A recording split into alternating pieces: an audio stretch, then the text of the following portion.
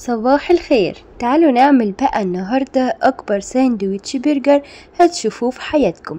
هيطلع معاكم لذيذ جدا وكمان أكبر من البيج ماك ذات نفسه. البرجر مستوي كويس جدا ومحتفظ بالعصارة بتاعته وجوسي وطعمه يجنن، وكمان هنقدمه مع صوص البرجر المميز بطعمه اللذيذ. وبجد هتبطلوا تشتروا البرجر من بره تاني وهتعملوه بنفسكم في البيت. بس لو أول مرة بقى تتابعوني ما تنسوش الاشتراك في القناة وفعلوا جرس التنبيهات عشان يوصل لكم كل جديد. ويلا نشوف هنعمله ازاي. اول حاجة معايا 500 جرام من اللحمة ويكون فيها نسبة دهون 20% زي ما انتوا شايفين، مفرومة فرمة ناعمة.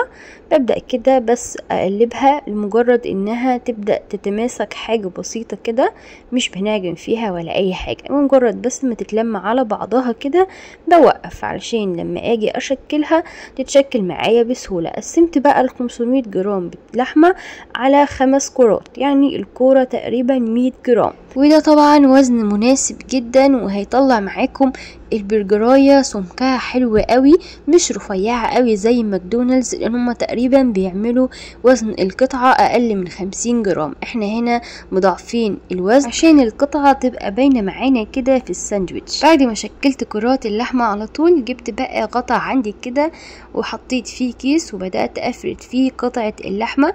طبعا لو عندك مكبس برجر تقدري تستخدميه، لو ما عندكيش اي غطا عندك زي ده كده هيطلع معاكي البرجرايه مظبوطه جدا. وزي ما انتم ملاحظين لسه مضفتش ملح ولا اي توابل خالص على البرجر، يا دوبك كده شكلت كرات اللحمه وبدات احطها في الغطا وبضغط عليها كده علشان تتفرد معايا، وبقفل عليها بالكيس وبشيلها تطلع معايا بكل سهوله. هرصهم بقى كده في صينيه وهدخلهم التلاجة يتشمعوا شويه لحد ما نحضر صوص البرجر. معايا هنا بقى معلقتين كبار من الكاتشب ومعلقتين كبار من المايونيز ورشه ملح بسيطه، وكمان معلقة صغيرة من البابريكا ومعلقة صغيرة من الثوم البودرة والبصل البودرة ومعلقة كبيرة من الخل ورشة من الفلفل الاسود ومعلقة من الخيار المخلل المبشور ومعلقة من البصل المبشور، وهقلبهم مع بعض. واخر حاجة هضيفها هي معلقة صغيرة من السكر.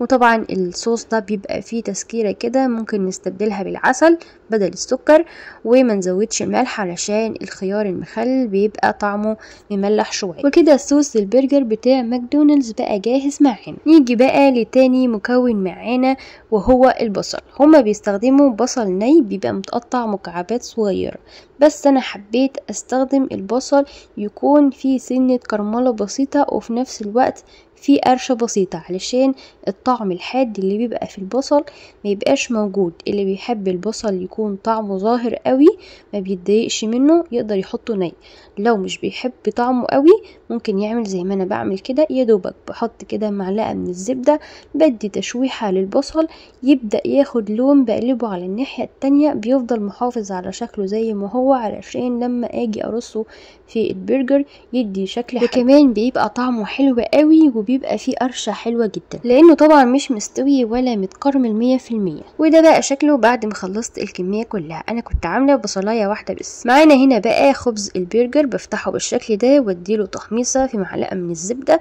بتدي طعم حلو جدا وكمان بتمنع ان الخبز نفسه ما يبقاش طري معانا لما نضيف له الصوص وباقي الاضافات بتاعة البرجر. طبعا خطوة اختيارية، اللي مش حابب يعملها ما يعملهاش، بس بجد هتفرق معاكم في الطعم جدا. وبعد ما خلصت الكمية كلها في نفس الطاسة بقى هحط كده معلقة من الزبدة على نار بقى تكون عالية والطاسة تكون سخنة جدا.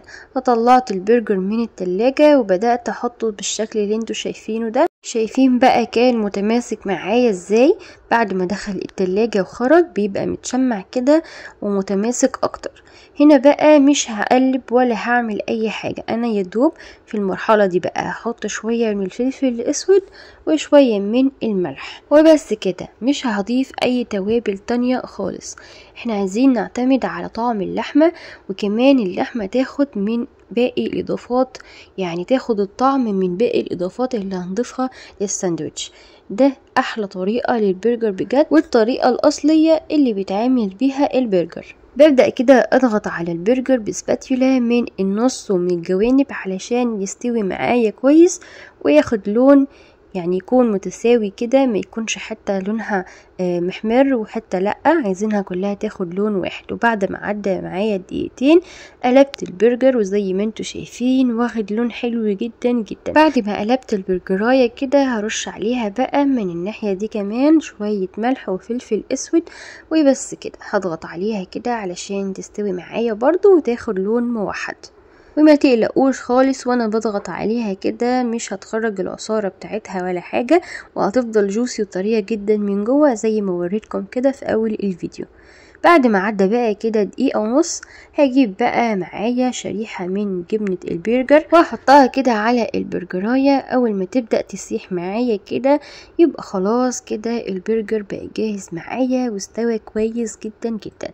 هطلعها بقى على طول وهكمل باقي البرجر بنفس الطريقة برضو. وهنا بقى كنت خلصت كمية البرجر كلها. هنبدأ بقى دلوقتي نكون الساندويتش.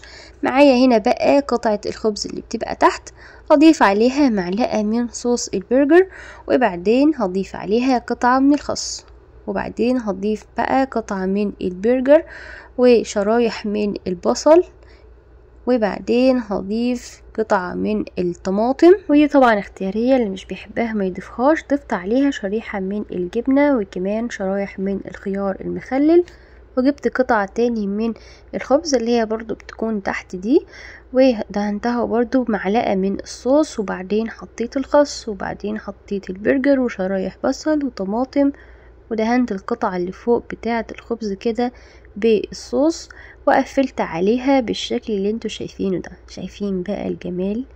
شايفين بقى البيج الحقيقي يا جماعة؟ تحفة. طب قولولي بقى، شفتوا بقى اكبر من الساندوتش ده في اي حتة تانية؟ مستحيل طبعا، يعني حتى البيج ماك مطلعش بيج ولا حاجة، وطلع فيه الاكبر منه بكتير، وكمان طعمه احلى منه بمراحل. يعني حاطين فيه الاضافات اللي احنا عايزينها، مزودين الحاجات اللي بنحبها، مقللين الحاجات اللي مش بنحبها.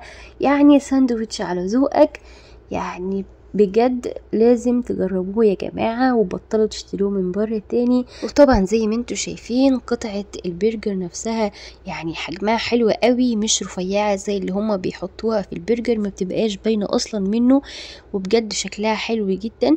تقدروا طبعا تظبطوا البرجر على ذوقكم على الشكل اللي انتوا بتحبوه.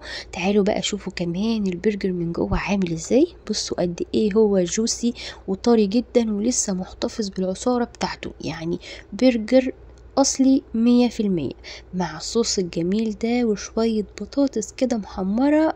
يا سلام يا سلام، بجد حاجة رهيبة. واحلى حاجة بقى اننا عاملينه بايدينا وضامنينه علشان الاولاد بيحبوه جدا. بس طبعا هنصغر حجم الساندوتش شوية لان ده طبعا كبير عليهم جدا ومش هيعرفوا ياكلوه ابدا. بصراحة الساندوتش ده مشبع جدا، يعني لو قدرتوا تكملوه للاخر يبقى حلو قوي. لو حابين بقى تخلوا البرجر ده يكون صحي اكتر، ممكن نستبدل الخبز ده بالخبز الدايت او خبز الكيتو زي ما تحبوا، ونستبدل كمان الصوص دوت بدل ما نحط فيه المايونيز والكاتشب نستبدلهم بالطحينة، وبكده هيبقى ساندوتش صحي 100%. وبس كده عملنا احلى ساندويتش برجر وكمان اكبر من البيج ماك ذات نفسه. جربوه بقى واتمنى يعجبكم، ويكتروا الشير، واشوفكم على خير.